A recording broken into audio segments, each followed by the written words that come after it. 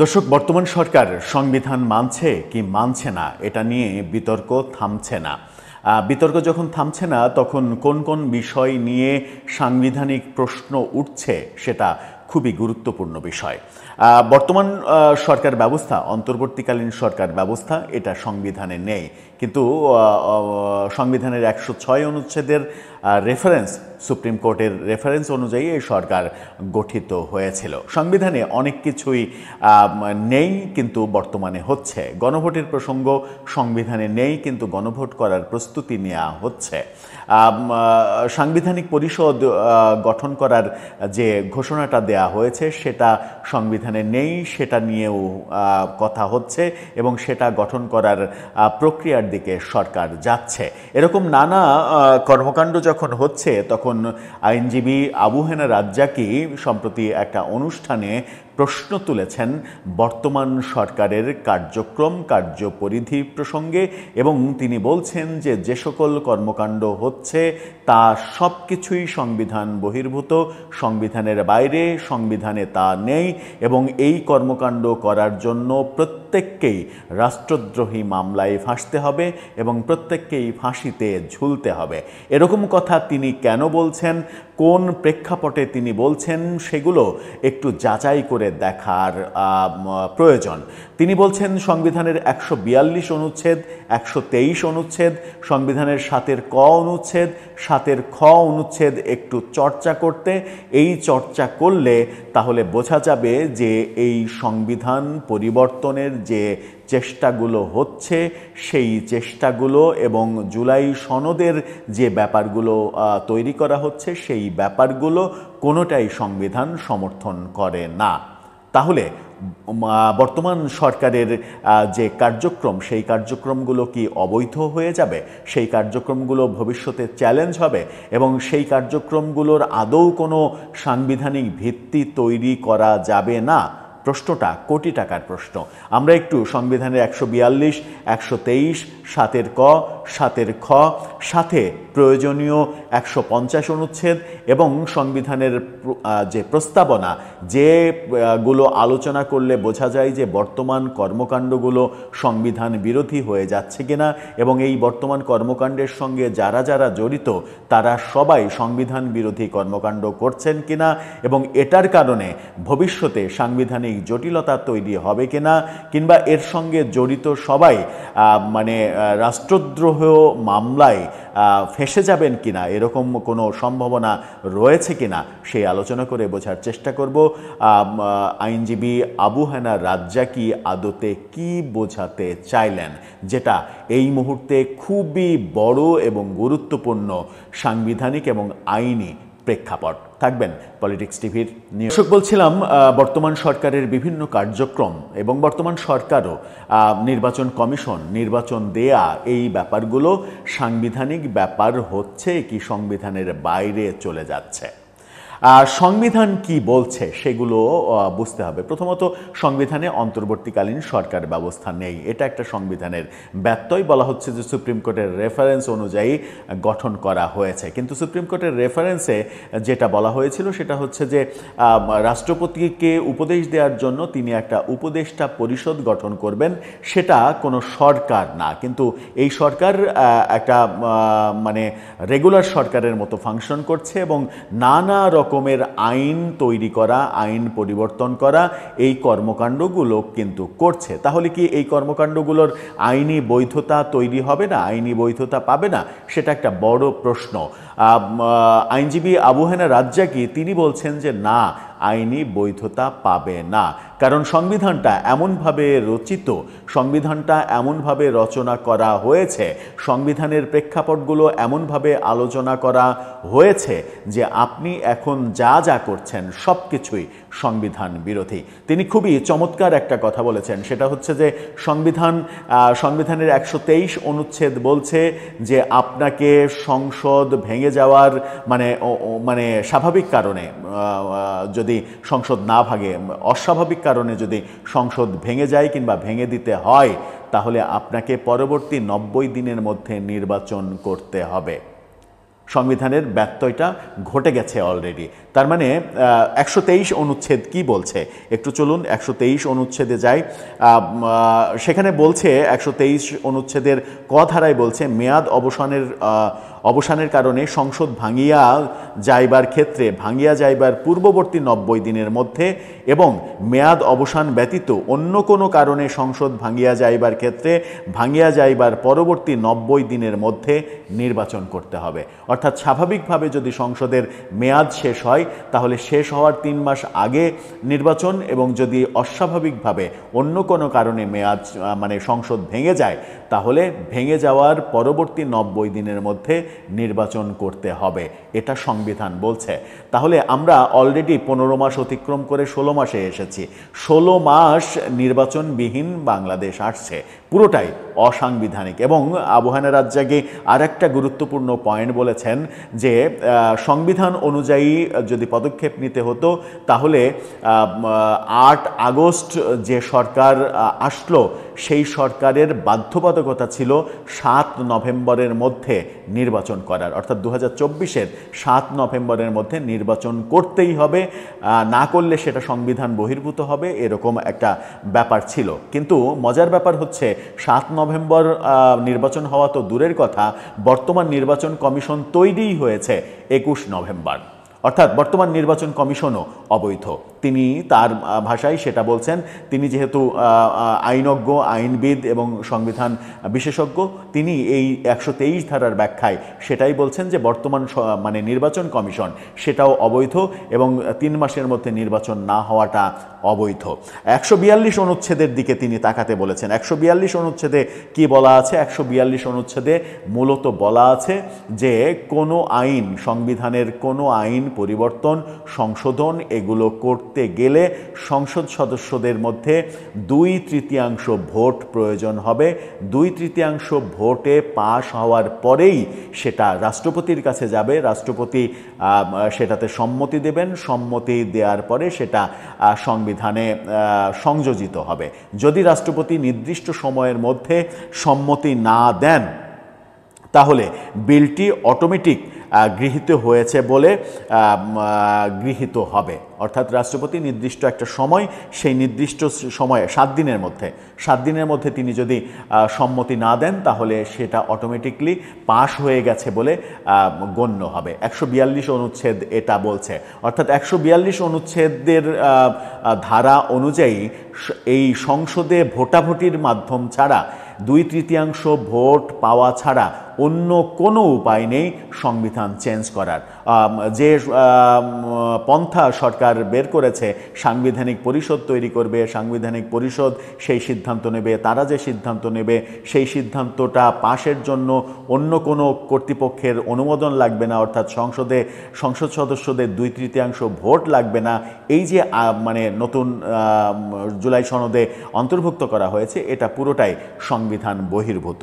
আবার তিনি যখন বলছেন 7 ক ধারাতে যেতে, 7 ক ভয়াবহ একটা ধারা। 7 ক ধারা হচ্ছে সংবিধানের বাইরে কেউ যদি কোনো সিদ্ধান্ত নেয় তাহলে তিনি রাষ্ট্রদ্রোহ মামলায় ফাঁসবেন এবং তাকে সর্বোচ্চ শাস্তি দেওয়ার বিধান রাখা হয়েছে। 7 ক ধারা কি বলছে? 7 ক বলছে যে 7 ক একে বলছে কোনো ব্যক্তি শক্তি প্রদর্শন বা শক্তি প্রয়োগের মাধ্যমে বা অন্য কোনো সাংবিধানিক পন্থায় এই সংবিধান বা ইহার কোনো অনুচ্ছেদ রদ, রহিত বা বাতিল, স্থগিত করিলে কিংবা উহা করিবার কোনো উদ্যোগ গ্রহণ বা ষড়যন্ত্র করিলে কিংবা এই সংবিধান বা ইহার কোনো বিধানের প্রতি নাগরিকের আস্থা, বিশ্বাস বা প্রত্যয় পরাহত করিলে কিংবা উহা করিবার জন্য উদ্যোগ গ্রহণ বা ষড়যন্ত্র করিলে তাহার এই কার্য রাষ্ট্রদ্রোহিতা হইবে এবং ওই ব্যক্তি রাষ্ট্রদ্রোহিতার অপরাধে দোষী হইবে। অর্থাৎ আপনি কোনো কিছু সংবিধানের ব্যাপারে কোনো কিছু অযাচিতভাবে পরিবর্তন করতে চাইলে কিংবা সংবিধান বিরোধী কোনো কথা বললেও সেটা রাষ্ট্রদ্রোহী হবে। তাই যদি এটা হয় তাহলে সংবিধান বিরোধী, সংবিধান ছুঁড়ে ফেলা, সংবিধান বিরোধী বহু কথা কিন্তু আমরা গত 15-16 মাসে শুনে আসছি অহরহ। সেখানে বলা হয়েছে কোনো ব্যক্তি দফায় বর্ণিত কোনো কার্য করিতে সহযোগিতা বা উস্কানি প্রদান করিলে কিংবা কার্য অনুমোদন মার্জনা সমর্থন বা অনুসমর্থন করিলে তাহার এইরূপ কার্যও একই অপরাধ হইবে। এই অনুচ্ছেদে বর্ণিত অপরাধে দোষী ব্যক্তি প্রচলিত আইনে অন্যান্য অপরাধের জন্য নির্ধারিত দণ্ডের মধ্যে সর্বোচ্চ দণ্ডে দণ্ডিত হইবে। সর্বোচ্চ দণ্ড কি? মৃত্যুদণ্ড। তার মানে কি ভয়াবহ ব্যাপার। সংবিধানের 7 ক অনুচ্ছেদ বলছে যে সংবিধানের ব্যাপারে সংবিধান বিরোধী কোনো কথা বললে, সংবিধান বিরোধী কোনো কর্মকাণ্ড করলে, সংবিধানের কোনো ধারা পরিবর্তন কিংবা টেম্পারিং করার চেষ্টা করলে কিংবা সেখানে উস্কানি দিলে সেটা রাষ্ট্রদ্রোহী অপরাধ হবে এবং তার সাজা হচ্ছে মৃত্যুদণ্ড। 7 খ ধারা যেটা বলছে সেটা হচ্ছে যে আরও ভয়াবহ। সেটা বলছে যে সংবিধানের 142 অনুচ্ছেদে যা কিছুই থাকুক না কেন, সংবিধানের প্রস্তাবনা প্রথম ভাগের সকল অনুচ্ছেদ, দ্বিতীয় ভাগের সকল অনুচ্ছেদ, নবম ক ভাগে বর্ণিত অনুচ্ছেদ সমূহের বিধানাবলী সাপেক্ষে তৃতীয় ভাগের সকল অনুচ্ছেদ এবং 11 ভাগের 150 অনুচ্ছেদ সহ সংবিধানের অন্যান্য মৌলিক কাঠামো সংক্রান্ত অনুচ্ছেদ সমূহের বিধানাবলী সংযোজন, পরিবর্তন, প্রতিস্থাপন, রহিতকরণ কিংবা অন্য কোনো পন্থায় সংশোধনের অযোগ্য হইবে। অর্থাৎ 142 অনুচ্ছেদে যে বলা হচ্ছে যে 2/3 ভোটে, সংসদ সদস্যদের ভোটে সংবিধান সংশোধন করা যাবে, পরিবর্তন করা যাবে, সেটা বলা আছে, কিন্তু 7 কয়ে বলা হচ্ছে যে 142 অনুচ্ছেদে যাই লেখা থাক না কেন আপনি সংবিধানের মৌলিক কোনো কিছু পরিবর্তন করতে পারবেন না। মৌলিক পরিবর্তন, সংবিধানের যে কি বলবো যে প্রথম ভাগ, দ্বিতীয় ভাগের সকল অনুচ্ছেদ, এই ব্যাপারগুলো। আবার 50 অনুচ্ছেদের কথা বলা হচ্ছে। 50 অনুচ্ছেদে কি বলছে? 50 অনুচ্ছেদে বলা হচ্ছে যে এই সংবিধানের অন্য কোনো বিধান সত্ত্বেও 1972 সালের 16 ডিসেম্বর তারিখে এই সংবিধান প্রবর্তনকালে সংবিধানের 4র্থ তফসিলে বর্ণিত বিধানাবলী ক্রান্তিকালীন ও অস্থায়ী বিধানাবলী হিসেবে কার্যকর থাকিবে।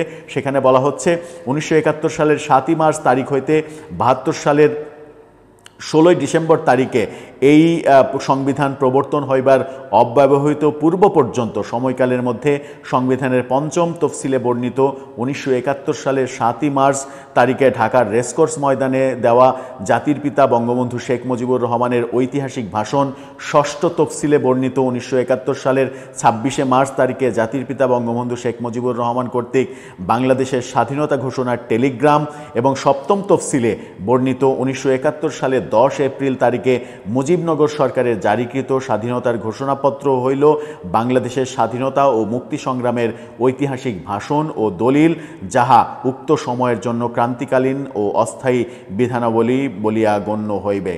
কি ভয়াবহ ব্যাপার সংবিধানে আছে, এগুলো কি আমরা ভেবে দেখেছি?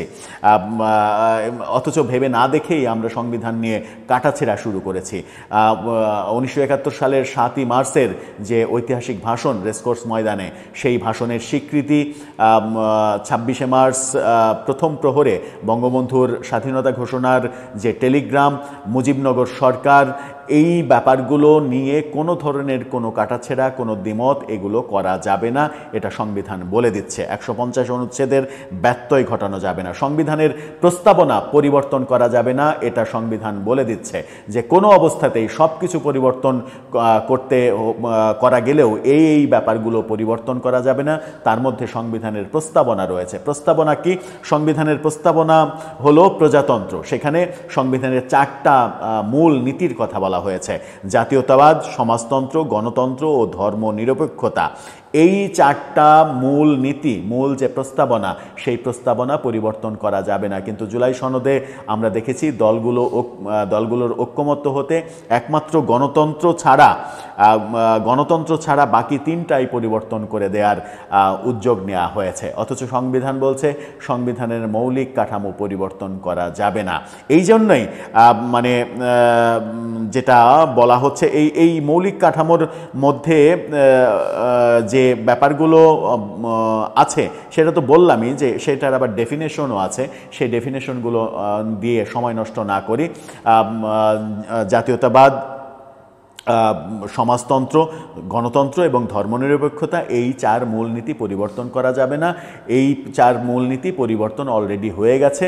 পরিবর্তন হয়ে শুধুমাত্র গণতন্ত্র রেখে আরও একটা যোগ করে 5টা মূলনীতি করা হয়েছে, যেটা সংবিধানের সঙ্গে পুরোটাই সাংঘর্ষিক। এই কারণেই এই যে ব্যাখ্যাগুলো দিলাম, 142 অনুচ্ছেদ, 123, 7 ক, 7 খ, এই ধারাগুলো বলছে যে সংবিধান পরিবর্তন করা কতটুকু যাবে, কতটুকু যাবে না, সংবিধানের আলোকে নির্বাচন কবে হবে, কিভাবে নির্বাচন করলে সেটা সঠিক হবে, কিভাবে নির্বাচন করলে সেটা সংবিধান বিরোধী হবে, সেগুলো স্পষ্ট করে বলা আছে। সেই সূত্র ধরেই আবু হেনা রাজ্জাকি বললেন যে আপনারা যারা যা কিছুই উদ্যোগ নিচ্ছেন সেই উদ্যোগগুলো সব কিছুই একদিন চ্যালেঞ্জ হবে এবং সবাইকে রাষ্ট্রদ্রোহী মামলায় ফাঁসতে হবে।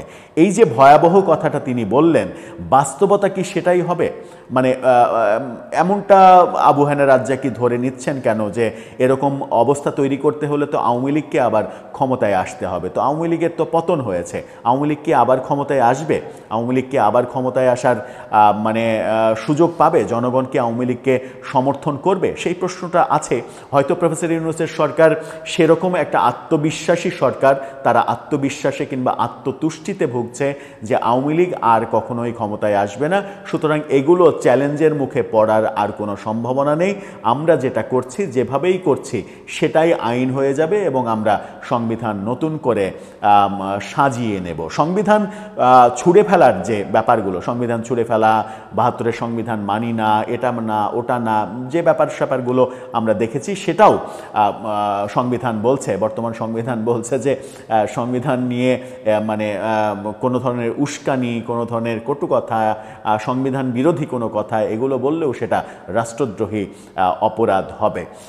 তার মানে এই কর্মকাণ্ডগুলোর সঙ্গে যারা জড়িয়ে যাচ্ছেন কিংবা যারা জড়িত আছেন সবাই একটা রিস্কের মধ্যে থাকবেন। যদিও তাদের সকলেরই ভাবনা যে আওয়ামী লীগ আর ফিরবে না, আওয়ামী লীগকে আর ফিরতে দেয়া হবে না।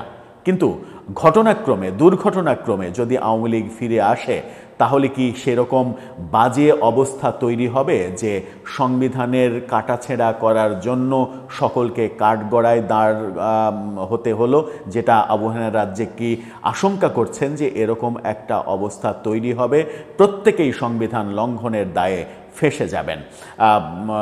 এবং তিনি এটাও বলছেন যে নির্বাচনটা যদি দ্রুত হয়ে যেত তাহলে এরকম সমস্যা হয়তো হতো না। দ্রুত হলে কি হতো? 7 নভেম্বরের, জুলাইয়ের মানে গত বছর 24-এর 7 নভেম্বরের মধ্যে যদি নির্বাচনটা হয়ে যেত তাহলে ব্যাপারটা কি হতো? তাহলে আমার মনে হয় যে সব থেকে বেশি ক্ষতিগ্রস্ত হতো আওয়ামী লীগ। কারণ সেই নির্বাচনে আওয়ামী লীগকে যদি অংশগ্রহণ করতেও দেওয়া হতো, তাও হয়তো আওয়ামী লীগ সর্বসাকুল্যে 10-15টা আসন পেতে হিমশিম খেত তারা।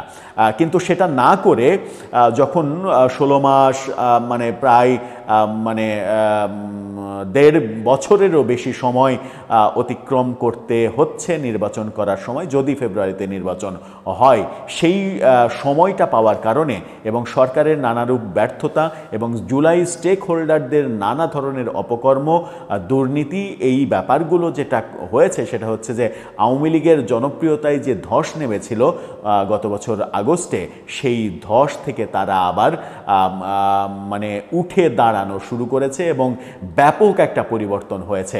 আওয়ামী লীগের জনপ্রিয়তা একেবারে যেটা একেবারে মাটিতে নেমে গিয়েছিল, সেটা আবার তারা ফিরে পেতে শুরু করেছে এবং এই ফিরে পেতে শুরু করাটা